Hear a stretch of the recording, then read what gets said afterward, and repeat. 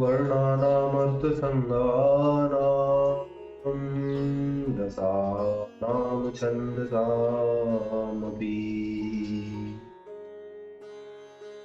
मङ्गलानां च कर्तारो वन्दे वाणी विनायको नारायणं नमस्कृत्य नरं चैव नरोत्तमम्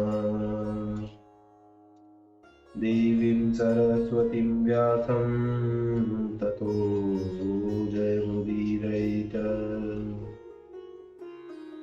गुरुर्ब्रह्मा गुरुर्विष्णु गुरुर्देवो महेश्वर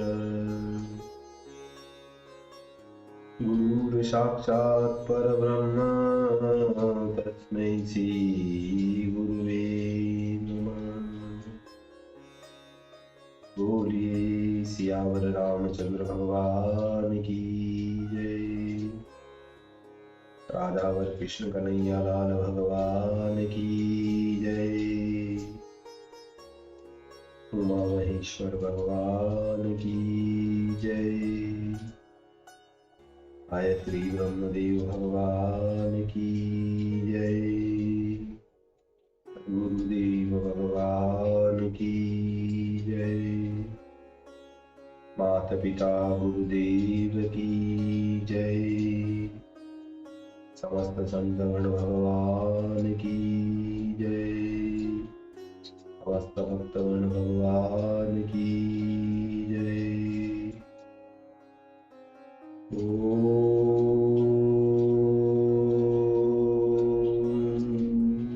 नमः पार्वती पतये हर हर महादेव।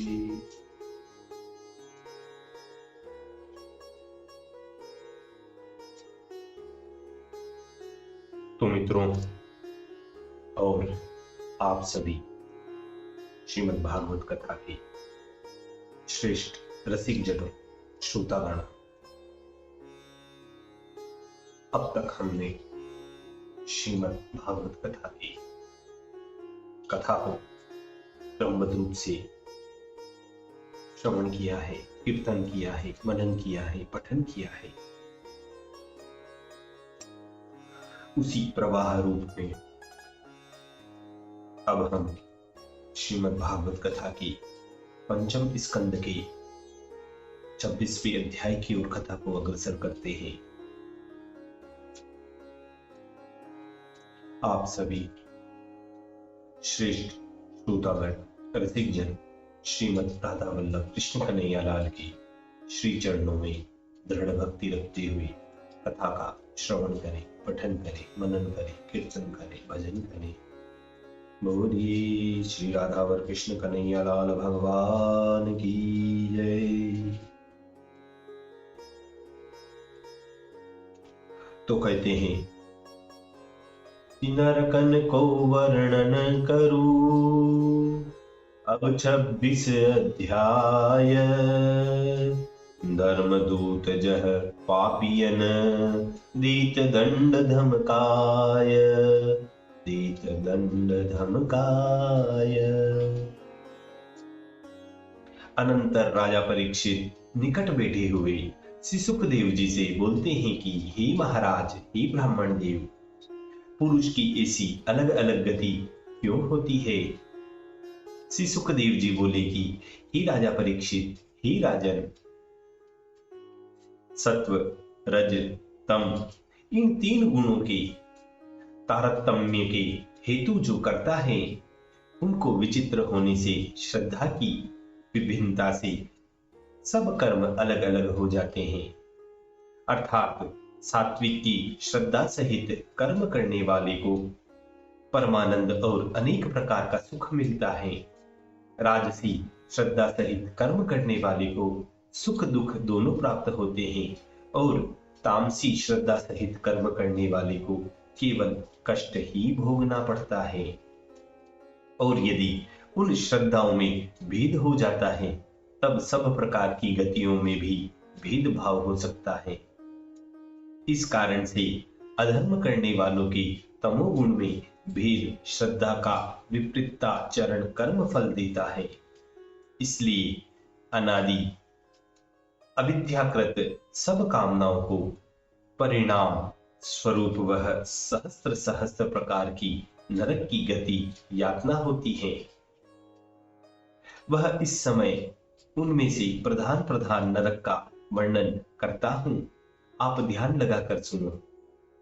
राजा परीक्षित पूछने लगे कि हे भगवान, क्या सब नरक पृथ्वी के मध्य में है अथवा कोई देश विशेष है, और क्या ब्रह्मांड के बाहरी भाग में है अथवा ब्रह्मांड के अभ्यंतर पृथ्वी के व्यतिरिक्त कोई और स्थान है? श्री सुखदेव जी बोले कि हे राजन, कोई ऋषि कहते हैं कि त्रिलोकी के मध्य में दक्षिण दिशा की भूमि के नीचे और जल के ऊपर जिस स्थान में अग्निश्वातादि पितृलोक वास किया करते हैं, परम समाधि का आशय करके अपने अपने वर्ण वाले पुरुष लोगों की मंगल कामना किया करते हैं। अपने अथवा जिस स्थान पर पितृपति यमराज अपने गणों के साथ अपने स्थान में आए हुए मृतक गणों के कर्मानुसार इनके दोष का विचार करके उनको दंड देते हैं, वे सब विषय में किसी अंश से भगवान के शासन का उल्लंघन नहीं करते हैं। वहीं पर नरक है। ऋषियों के मत से इसकी संख्या 21 कही गई है।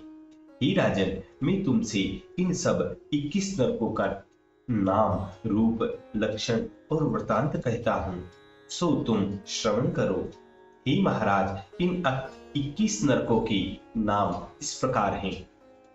पहला तामिस्त्र, फिर अंधतामिस्त्र, रोरव, महारोरव, कुंभीपाक, कालसूत्र, असिपत्रवन, शुकरमुख, अंधकूप, कृमि भोजन, संदंश, तप्त सुरमी, वज्रकंटक, शाल्मली, वेतरणी, कुयोद, प्राणरोध, विश्वसन, लालाभक्ष, सारमेयादन, अविची और अयपान, यह 21 होते हैं। इनके सिवाय 7 और नरक हैं, उनके नाम सुनो। शारकर्दम, रक्षोगण भोजन, शूलप्रोत, ददनशूक, अवट निरोधन, पर्यारवर्तन और सूचिमुख, यह 7 नरक और हैं। इस प्रकार से यह सभी मिलाकर 28 नरक अनेक प्रकार के कष्ट के मूल हैं। ही राजन, जो मनुष्य पराया धन, पराई स्त्री और पराया पुत्र हरण करते हैं, उनको भयंकर यमराज के गण घोर काल की फांसी में बांधकर बलात्कार तामिस्त्र नरक में डाल देते हैं। इस नरक में अंधकार ही अंधकार छा रहा है। उसमें गिरकर पापी भोजन व जल न पाकर और दंड के ताड़ने से और तर्जना इत्यादि विविध व्याधियों से पीड़ित होता है। इसलिए आर्त होकर शीघ्र ही मूर्छा को प्राप्त हो जाता है। जो मनुष्य किसी को छल करके उसकी स्त्री आदि लेकर आप स्वयं भोग करते हैं, वे अंधतामिस्त्र नरक में गिराए जाते हैं। जिस प्रकार वृक्षों को गिराने के लिए उसकी जड़ को काटते हैं, वैसे ही यमदूत पाप करने वाले को विविध भांति की पीड़ा देकर इस नरक में डाल देते हैं, जो कि इस नरक में गिरने से मनुष्य की बुद्धि, स्मृति व्यथा के मारे भ्रष्ट और नष्ट हो जाती हैं। इसलिए ऋषि लोगों ने इस नरक का नाम अंधतामिस्त्र रखा है। हे राजन, जो मनुष्य इस संसार में यह शरीर में हूं और यह धनादि हमारा है, इस प्रकार की अज्ञान में मोहित होकर प्राणियों के ऊपर विद्रोह चरण करके प्रतिदिन केवल अपना शरीर स्त्री पुत्रादि कुटुंब का भरण पोषण करता है, वह मनुष्य इस देह और कुटुंब को त्याग कर इस पाप के कारण रो रो नरक में गिराया जाता है। हे महाराज, इस नरक का रो रो नाम क्यों हुआ, सो इसका भी कारण कहते हैं। तुम इसे श्रवण करो, इसे सुनो। इस संसार में लोग जिस जिस प्रकार से प्राणियों की हिंसा करते हैं, वे अपने किए हुए कर्म के दोषवश जब यम की यातना को प्राप्त होते हैं, तब वे सब प्राणी रूरू होकर अर्थात उनके किए हुए सब हिंसा कर्म रूप होकर परिणाम प्राप्त होकर उसी भांति से उसको मारते हैं। इसलिए ऋषि लोगों ने इस नरक को रोरव कहा है। हे राजन, जानते हो कि रूरू किसे कहते हैं? सर्प से भी अधिक खल भार श्रृंग नामक एक जीव है, उसका नाम रूरू है। महारोरो नरक भी इसी प्रकार का है। इस संसार में जो मनुष्य केवल अपनी देह का ही भरण पोषण करते हैं, वे लोग इस महारोरव नरक में गिरते हैं। वहां पर कृपयाद नामक रूरुगण मांस ग्रहण करने के लिए उसको विविध प्रकार की पीड़ा देकर विनिष्ट कर देते हैं। जो मनुष्य इस लोक में अतिशय उग्र मूर्ति होकर अपने प्राणों के पोषणार्थ पशु पक्षियों को जीवित ही पाक करते हैं, जो ऐसा पाप करते हैं उनको परलोक में यमदूत लोग कुंभी पाक नरक में डालकर तते तेल में भूनते हैं, तपे हुए तेल में भूनते हैं। जो लोग पृथ्वी में ब्राह्मण पिता और वेद से विद्रोह चरण करता है, वह कालसूत्र नामक नरक में गिराया जाता है। इस नरक की परिधि 10,000 योजन है। उसमें तांबे के समान गर्म भूमि है। ब्रह्मद्रोही इस नरक में पड़कर ऊपर से सूर्य की किरणों को और नीचे से अग्नि की ताप को पाकर संतापित होते हैं। क्षुधा और प्यास के मारे उनकी देह भीतर और बाहर दग्ध हो जाती है। वह जीव इस प्रकार की पीड़ा से पीड़ित होकर कभी गिर पड़ता है, कभी बैठता है, कभी खड़ा हो जाता है, कभी चारों ओर भागता फिरता है। पशुओं की देह में जितने रुए होते हैं, उतने ही सहस्त्र वर्ष तक इस पापी को यह पीड़ा वहां भोगनी पड़ती है। यह बात ठीक ही है कि अहिंसा परमो धर्मः कहा भी गया है कि, देखिए यहाँ एक दोहे में बताया गया है कि दुर्बल को न सताइए, जाकी मोटी हाय, मुई खाल की श्वास थे, लोह भस्म हे जाय, लोह भस्म हे जाय। इस कारण पशुओं का वध नहीं करना चाहिए। जो मनुष्य बिना विपत्ति आए इच्छा अनुसार वेद मार्ग छोड़ देते हैं और पाखंड धर्म ग्रहण कर लेते हैं, उनको यम के दूत असीपत्र वन नामक नरक में ले जाकर कोड़ों की मार लगाते हैं। यह पापी वहां पर प्रहार की वेदना से इधर उधर भागता फिरता है। वह भागने के कारण तालवान और असीपत्र, जिनकी तलवार की धार समान अनी बनी है, उनके लगने से उस पापी के अंग छिन्न भिन्न हो जाते हैं। तब वह पापी हाय मैं मारा गया, हाय मैं मारा गया, इस प्रकार से कह कह कर अतिशय यंत्रणा पाकर तीव्र व्यथा के मारे मूर्छित होकर पग पग पर गिरता पड़ता है। हे राजन, अपने धर्म को त्याग करने वाला इस प्रकार से अपने धर्म को त्याग पाखंड मत ग्रहण करने का फल भोगता है। कहा भी गया है कि सर्वधर्मेर निधनम श्रेय, परधर्मो भयावह। जो राजा अथवा राजपुरुष, नगरपाल, कोटपाल इत्यादि दंड देने वाले बिना दंड के योग्य पुरुष को अगर दंड देते हैं, वा ब्राह्मण जाति को प्राणांतक दंड देते हैं, वे राजा और राजपुरुष आदि अतिशय पापी होते हैं। वे लोग इस पाप के करने से परलोक के मध्य शुक्रमुख नामक नरक में गिरते हैं। किसान लोग जिस प्रकार गन्ने को कोल्हू में पेरते हैं, वैसे उस नरक में अतिशय बलवान राजा अथवा यम किंकरगण राजपुरुष के अंगों को इसी प्रकार से पिच्ची करते हैं। उससे पापी लोग चिल्ला चिल्ला कर अति नाद करते हैं। जिस प्रकार राजा अथवा राजपुरुष निर्दोषी पुरुष को दंड देते हैं और उस समय वे मोह को प्राप्त होकर मूर्छित हो जाते हैं, वैसे ही नरक में राजा और राजपुरुष मोहित और मूर्छित हो जाते हैं। परमेश्वर ने जिसका ब्राह्मण आदि स्वभाव देखकर विधि निषेध से व्यवस्था कर दी है और परमेश्वर के दिए हुए विवेक के बल से और की पीड़ा जानने को जिनका सामर्थ्य है, वह मनुष्य यदि उन प्राणियों को जिनकी वृत्ति मनुष्य रक्त पीने की ईश्वर ने बनाई है, उन खटमल आदि जीवों को पीड़ा दे या मार डाले, तो इस पाप के करने से परलोक के मध्य वह अंधकूप में डाला जाता है।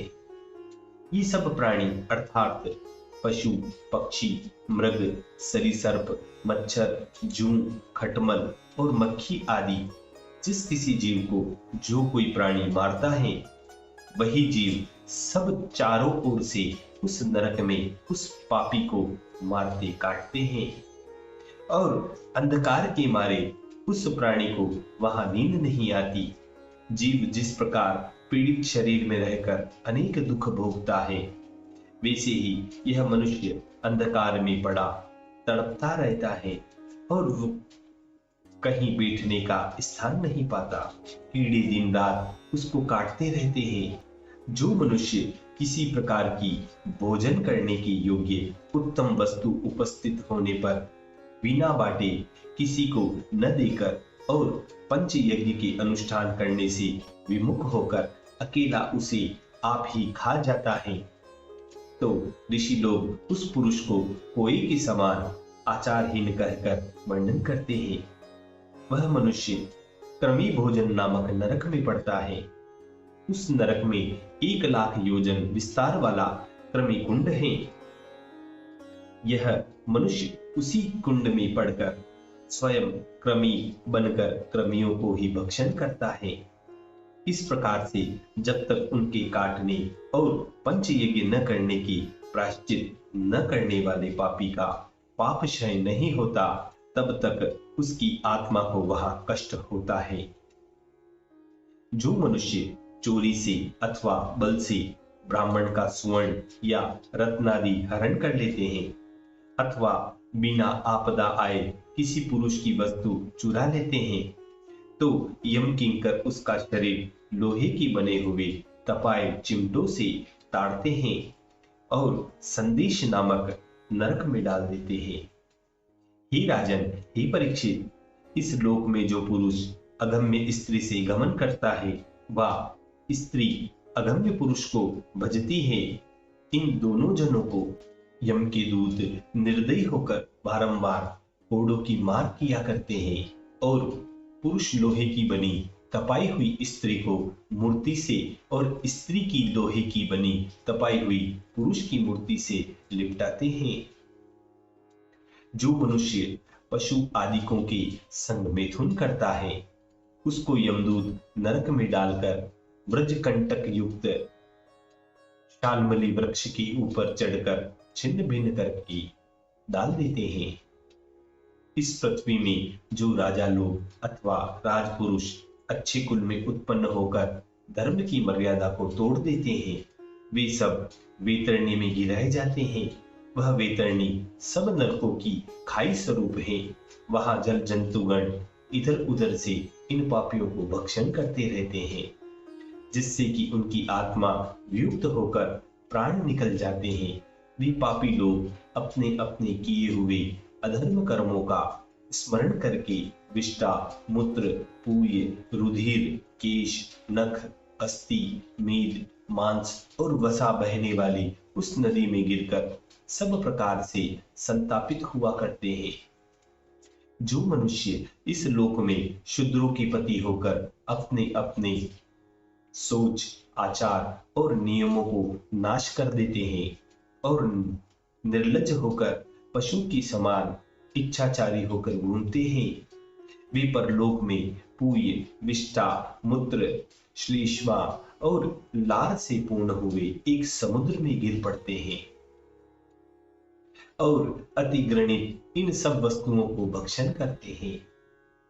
हे राजन, हे परीक्षित, इस संसार में जो ब्राह्मण आदि वर्ण कुत्ते और गधों को पालकर उनके स्वामी बनते हैं और शिकार द्वारा विहार करते हुए शास्त्र के बिना बताए समय में मृगों का वध करते हैं, जब उनकी मृत्यु होती है तब यमदूत लोग उसको लक्ष्य बना बनाकर बाणों से विधा करते हैं। देखिए, यहाँ एक शंका आती है। शंका यह होती है कि हम सब ने ऐसा कभी नहीं सुना कि ब्राह्मण, क्षत्रिय, वैश्य, स्वान, गंधर्व आदि और जो कुछ पशु हैं उनके पति होते हैं। सुखदेव जी ने ऐसे वचन क्यों कहे? तो इसके उत्तर में कहते हैं कि श्वान का पति होता तो ब्राह्मण, क्षत्रिय, वैश्य के लिए प्रकट ही है, क्योंकि उस श्वान को 3 वर्ण पालते हैं और गंधर्व का पति होना तीनों वर्णों को नहीं चाहिए। किसी किसी देश में बकरे को भी गंधर्व कहते हैं और बकरे का पालना ब्राह्मण, क्षत्रिय, वैश्य का चारों युगों में चला आता है। कोई यज्ञ के लिए कोई जीव की दया मानकर इन तमाम कारणों से बकरे को पालते थे। इसलिए व्यास नंदन श्री सुखदेव जी ने तीनों वर्णों को श्वान, गंधर्व का पति कहा, क्योंकि 3 वर्णों को कुत्ता, बकरा पालना धर्मशास्त्र में अत्यंत बुरा लिखा है, परंतु जो प्राणी प्रसाद से उनका पालन करते हैं वे अत्यंत दुख को भोगते हैं। इस प्रकार इस शंका का निवारण समझना चाहिए।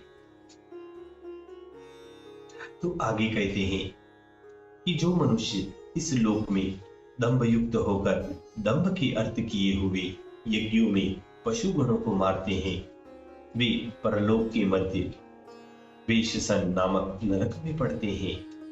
यमदूत इस नरक में ऐसे पापियों को विविध भांति की पीड़ा देकर उनके अंगों को छिन्न भिन्न किया करते हैं। जो ब्राह्मण, क्षत्रिय और वैश्य इस लोक में काम के वशीभूत होकर अपने से बिना ब्याही स्वजाति की स्त्री में वीर्य छोड़ता है, अर्थात मिथुन करता है, तो मरे पीछे यमदूत लोग उस पापात्मा को वीर्य की नदी में गिराकर वीर्य पिलाते हैं। जो मनुष्य इस लोक में चोर वृत्ति अवलंबन करते हैं अथवा ग्रहों में अग्नि लगाते हैं अथवा प्राण नाश करने के लिए विष पिलाते हैं, और जो राजा अथवा राजसेना ग्राम मेले को लूट लेते हैं, ऐसे मनुष्यों के मरने के पीछे 720 संख्या वाले यमदूत हैं। वे श्वान का रूप धर धर कर अपनी वज्रतुल्य डाढ़ों से उनको फाड़ फाड़ कर हड्डियों समेत चबा जाते हैं। जो मनुष्य इस लोक में गवाही देने के समय अथवा न देने के समय व दान देने के समय किसी प्रकार से मिथ्या बोलते हैं, झूठ बोलते हैं, तो उनके यम के किंकर नीचे को सिर करके 100 योजन ऊंचे पर्वत के शिखरों से अति आछे अविची नामक नरक में डाल देते हैं। हे राजा परीक्षित, हे राजन, अविची नाम नरक का वृतांत कहते हैं, वह तुम सुनो कि जहां पर पाषाण की पृथ्वी भी जल के समान झाल पड़ती है, इसलिए उस नरक का नाम अविची नियत किया गया है। यमदूत उन पापियों को उस नरक में डालते हैं, उनके देह के टुकड़े टुकड़े हो जाते हैं, तो भी उन पापियों के प्राण नहीं निकलते, और फिर उस पापी को पर्वत के ऊपर ले जाते हैं और वहां से उसको गिरा देते हैं। इसी प्रकार से अनेक भांति की पीड़ा देते हैं। हे राजन, इस लोक में जो ब्राह्मण अथवा क्षत्रिय सुरापान करे व और कोई मनुष्य जो कि अपने नियम से रहित है और क्षत्रिय अथवा वैश्य यथार्थ सोमपान करके फिर अज्ञानता से मद को पीता है, यज्ञ के देवता लोग ऐसे पापियों को नरक में ले जाते हैं और उनकी छाती पर लात मारते हैं और अग्नि के संयोग से पिघलाया हुआ कृष्ण वर्ण का लोहा उसके मुंह में डालकर सब शरीर पर छिड़कते हैं। हे राजन, इस लोक में अधम पुरुष जो अपने को बड़ा कहकर अहंकार करते हैं, तपस्या, विद्या, सदाचार, वर्ण और आश्रम आदि द्वारा श्रेष्ठ पुरुषों का आदर सम्मान नहीं करते हैं, वे जीवित ही मृतक तुल्य हैं और मरने के पीछे परलोक में वे शारक कर्दम मय नामक नरक में नीचे को सिर करके डाले जाते हैं और अनेक यातनाएं पाते हैं। जो पुरुष इस लोक में दूसरे पुरुष को मार करके उसको भेदवादी देवता के यज्ञ में होम देते हैं और जो स्त्री पुरुष उस बलि दिए हुए मनुष्य के शुष्क मांस आदि को खाते हैं, वे निहत मनुष्य अथवा पशु परकाल में तमोरूप राक्षस हो जाते हैं। और जिस प्रकार इन सब मनुष्यों ने पहले इनको भक्षण करके नृत्य किया था, वैसे ही वे यम सदन में उन समस्त पुरुष स्त्रियों को कसाईयों की समान उनका शरीर अस्त्रों से छिन्न भिन्न करते हैं और हर्ष सहित उनका शोणित पान करके नृत्य किया करते हैं। जो मनुष्य इस लोक में बिना अपराध प्राणियों को ग्राम में अथवा वन में विश्वास के उपायों से विश्वास दिलाकर शूल व डोरी आदि से बांधते हैं और जीवन की रक्षा चाहने वाले उन सब प्राणियों को खिलौने की समान समझकर उनके साथ निर्दयपने की खेल करके अनेक प्रकार की ताड़ना देते हैं, उन्हें मरने के पीछे परलोक में शूलादि यम यातना से छिन्न भिन्न देह और क्षुधा तृष्णा से मरना पड़ता है और कोए बटेर इत्यादि भयंकर चोंचधारी पक्षीगण उसको इधर उधर से आघात किया करते हैं। तब वह पापी जीव विषाद पूर्वक आर्त होकर अपने किए हुए पापों का स्मरण करके पछताने लगता है। जो मनुष्य राक्षसों की तुल्य उग्र स्वभाव होकर इस लोक में प्राणियों को व्याकुल करते हैं, वे परकाल में नंदशोक नामक नरक में गिरते हैं। हे राजन, वहां पंचमुख और सप्तमुख वाले राक्षस उसको चूहे के समान धरकर निगल जाते हैं। जो मनुष्य इस लोक में अंधकारमय गड्ढे, कोठे और गुहादिकों की प्राणियों को बंद करके यातना देते हैं, वे लोग परलोक में इन ऊपर कहे हुए सब स्थानों में आप ही बंद हो जाते हैं और विष सहित अग्नि और धुएं से महापीड़ा को प्राप्त होते हैं। जो मनुष्य इस लोक में गृह स्वामी हो, अतिथि और अभ्यागत को देखकर क्रोध करता है और रोष के वश हो, मानो टेढ़ी आंख से उनको दग्ध करता हुआ देखता है, वह मनुष्य परलोक के विषय नरक में गिरता है और इस पाप दृष्टि वाले मनुष्य की दोनों आंखें ब्रज तुल्य चोंच से कंक, बटेर, गिद्ध इत्यादि पक्षीगण बल से निकाल लेते हैं। जो मनुष्य इस लोक में धन के गर्व से हम श्रेष्ठ हैं इस प्रकार का अभिमान करके टेढ़ी दृष्टि करते हैं और सबके ही प्रति यह शंका करने वाला कि यह धन हरण कर लेगा, धन की व्यय होने का कारण नाश होने की चिंता से जिसका वदन सदा सूक्ष्म रहता है, इसलिए वह किसी प्रकार से सावधान नहीं रह सकता, वरन वह पहरेदार के समान धन की केवल रक्षा किया करता है।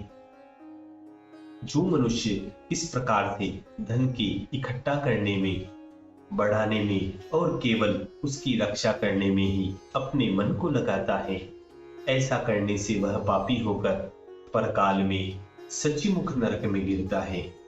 वहां उस धन की लालची पापी पुरुष को यम के दूत दर्जियों के समान सब भांति से सर्वांग को विद्ध करके डोरी में पिहोते हैं। हे पृथ्वीपति, हे परीक्षित, यमालय में इस प्रकार से सहस्त्रों नरक हैं। यहाँ पर जिन जिन पापियों का वृतांत कहा वे सभी इन सब नरकों में डाले जाते हैं। हे भूपाल, जिस प्रकार पापकारी लोग इन ऊपर कहे हुए नरकों में गमन करते हैं, वैसे ही धर्म के आचरण करने वाले अपने कर्मों के अनुसार स्वर्ग आदि लोकों को प्राप्त होते हैं। परंतु जिन सब पुरुषों के भोग द्वारा धर्म और अधर्म का अंत होता है, तब वे लोग फिर जन्म ग्रहण करने के लिए मृत्यु लोक में आकर प्रवेश करते हैं। हे राजन, निर्वृत्ति स्वरूप जो धर्म का मार्ग है, वह पहले ही दूसरे स्कंद में मैंने आपको सुना दिया है। और सब पुराणों ने जो इस भुवन कोश को 14 प्रकार से कल्पना किया है, वह सब प्रकार से ऐसे ही जैसे हम वर्णन कर आए हैं, यही महापुरुष भगवान वासुदेव की माया के गुणों का स्थूल रूप है। इसका विवरण जो पुरुष आदर सहित श्रद्धा और भक्ति से पढ़ता है, श्रवण करता है, उनकी बुद्धि विशुद्ध हो जाती है। अतः वे भगवान परमात्मा की गूढ़ उपनिषद संबंधी ये विषय जान सकते हैं। इसलिए यति लोग भी भगवान की स्थूल सूक्ष्म स्वरूप यथावत श्रवण करके स्थूल विषयों की चिंता करते हुए आत्मा को जीत करके फिर बुद्धि द्वारा क्रम क्रम से सूक्ष्म विषयों में भी स्थापना कर लेते हैं।